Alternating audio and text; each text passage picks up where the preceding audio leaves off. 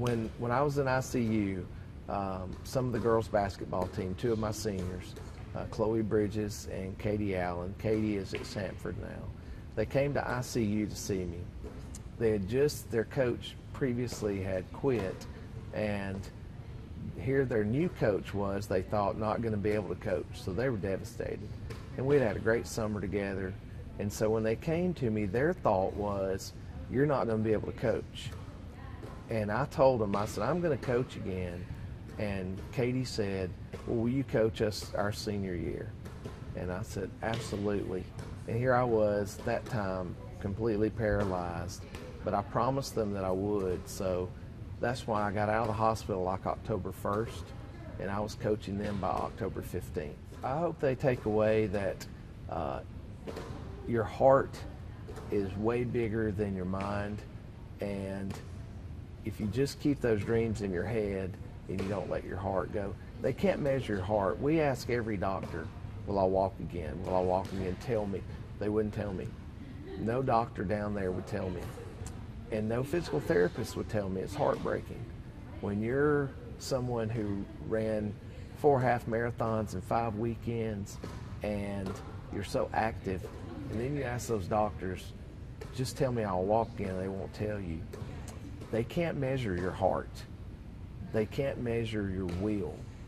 And what I would want someone to take away is that if you have the heart for something, if you have the will for something, don't let anybody tell you you can't. You know, Roger Bannister broke the 4-minute mile. People didn't think he could break it. He went out on the track and he did it. You know, the Wright brothers, no one had flown before. And you know what they said? We're going to go out and fly.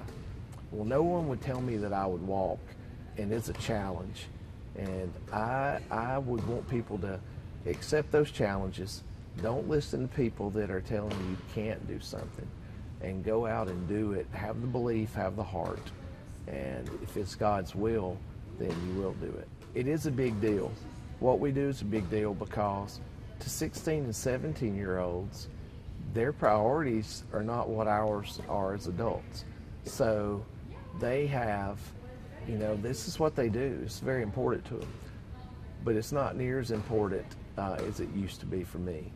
As far as the winning part, we look to win in other ways.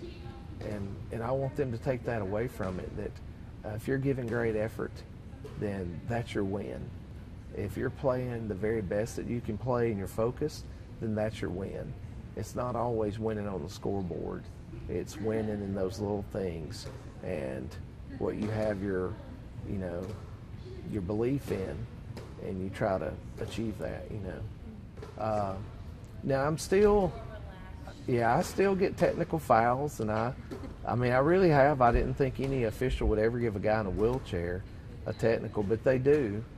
But my diaphragm is gone for one thing, and I could not yell. And Coach Raines at the time was pregnant, and she couldn't really yell. And so we were just in a bad spot. But no, I am much more calm now because I know there are things in life that are way more important than winning a basketball game. Not necessarily to the kids, and it's my job to give them the best opportunity to win every single game. That's what we want to do. But yeah, it's definitely calmed me down a lot. I used to be just, you know, really fiery, and now I'm more trying to coach the kids for every little thing that they do.